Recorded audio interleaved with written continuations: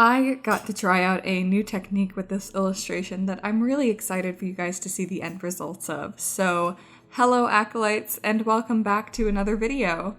So as we are getting closer and closer to October, I am getting more and more into the spooky season spirit. Not that I usually am not in that mood, because I pretty much am always in the mood for some spookies.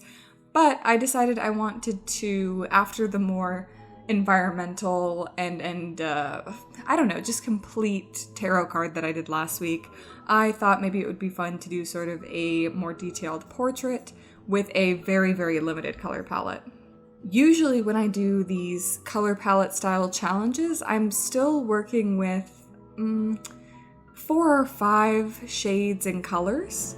However, with this one, I really wanted to focus on just one big monochrome pop of color. So I decided on a nice bright red, and I was going to use that for the whole illustration. So I sort of did just this neutral facial portrait. I did try to add some like motion and interest with her hair.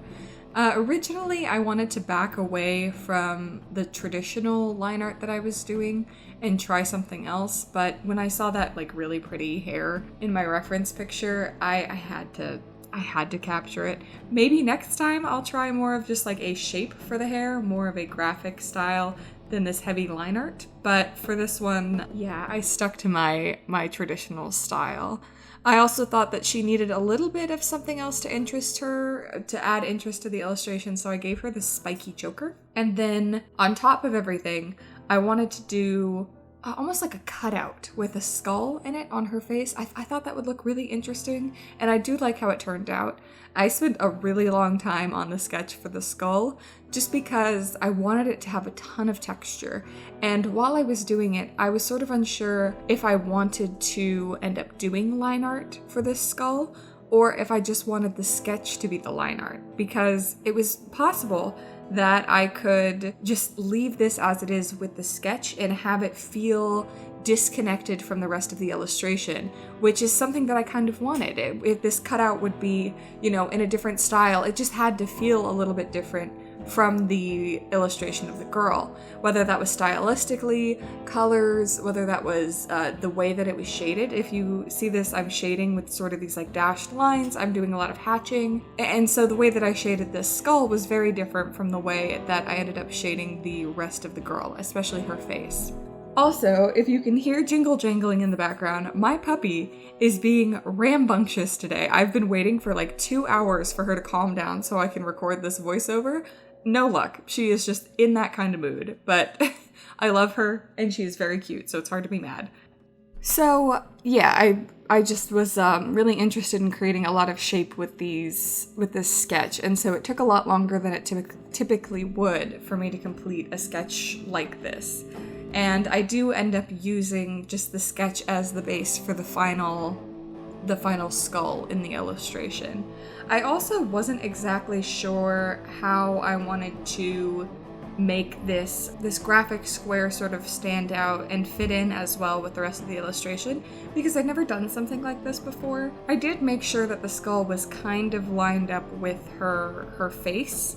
It's not exact, but I didn't really want it to be. But I think that was the correct decision, because it has this like dichotomy sort of feeling.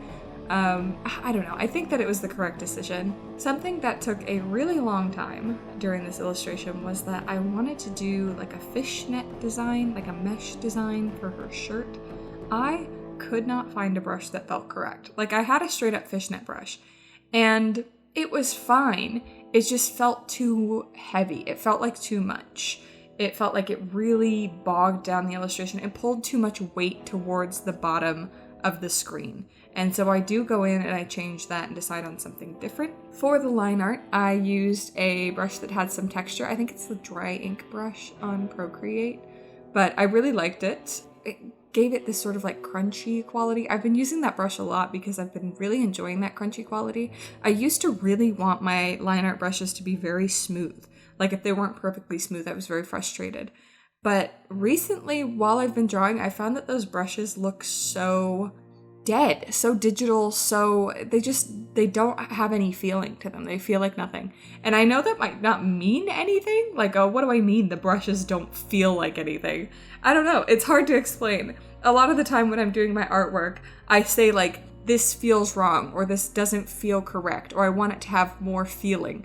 And I never really know what I'm saying by that. I just know that it's correct when I've done it. So yeah, those like really smooth brushes, they just haven't been hitting with me recently. I'm sure if I did more like flat shapes, it would be a different story, because, you know, those brushes fill flat areas really nicely. That's lovely, right? But I've really been loving the texture. It's been, I tried to go back to using just like a regular flat straight brush recently, and I'm like, nah, this is not gonna work for me. So I've been really loving using these sort of crunchy dried ink style brushes.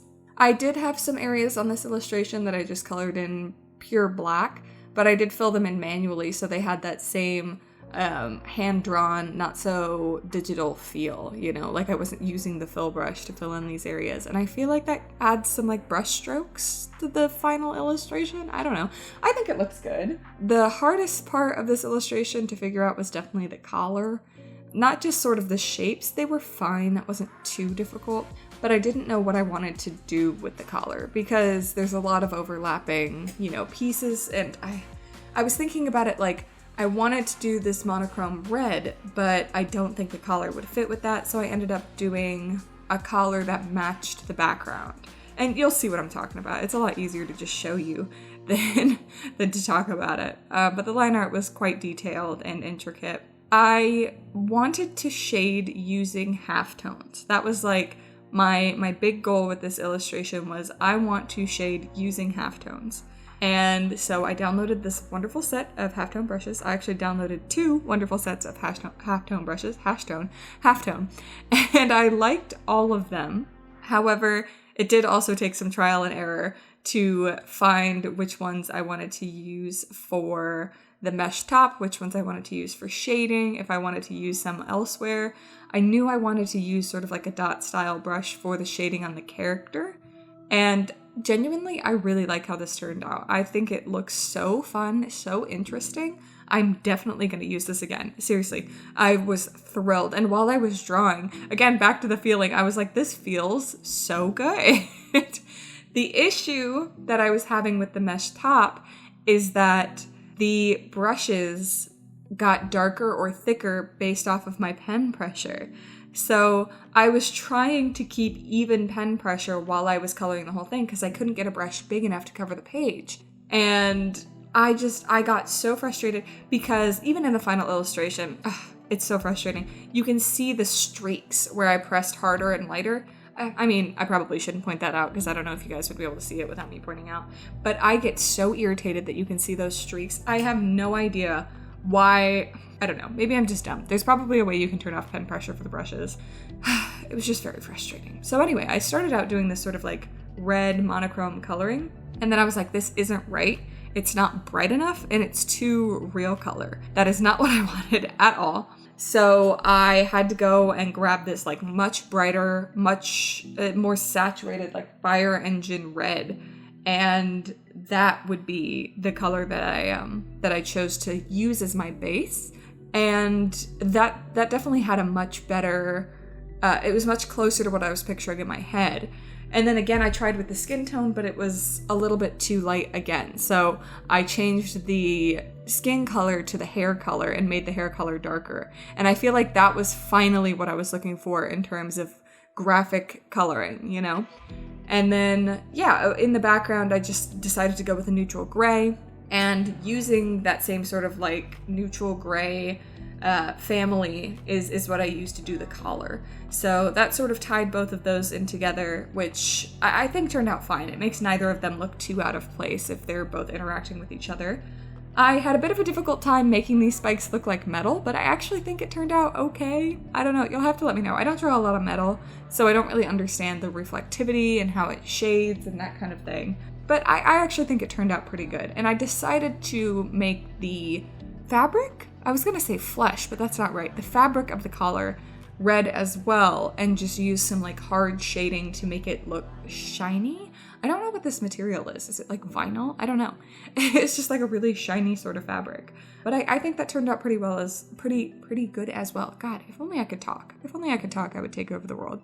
But yeah, I like how that turned out as well. And as much as I complained about it, I think that the mesh top looks good too.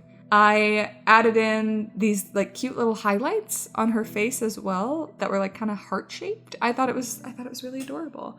And then the last sort of thing I did was I made that skull section on her face, I made it black and made the line art, the sketch on that skull, that same bright red as her skin tone. And then went in and shaded it in the same way that her face was shaded with that dot shader style halftone brush. And I think that tied it all together. It made it look really good. It was sort of interesting because I was making the areas that were darkest on the skull brightest, but I think it turned out well. The only other color I did in this illustration was her eye. I made her eye like this fun bright yellow because I thought it would drag your eye to it. So then to balance the like solid black square on her face, I added one behind her head, and I think that looked pretty good as well. I added this like grungy texture in the background too, and I like that as well. It contributes to the overall texture of the image. And I decided to give the graphic on her face a drop shadow, and I feel like that really did tie everything together. I think that drop shadow, it makes it look complete. So that is the final illustration. If you like this illustration and you would like to get a print for yourself, you can grab a print on my Shopify, afterplagueart.myshopify.com. Yeah, print is out now, so if you'd like to grab one, go ahead and click the link in the description. Thank you so much for watching. If you like this video, leave a like. If you want to see more from me, subscribe. I am doing Inktober this year, so I will see you guys during Inktober. I'm very excited. Thank you again so much for watching, and I hope you survive this post-plague world.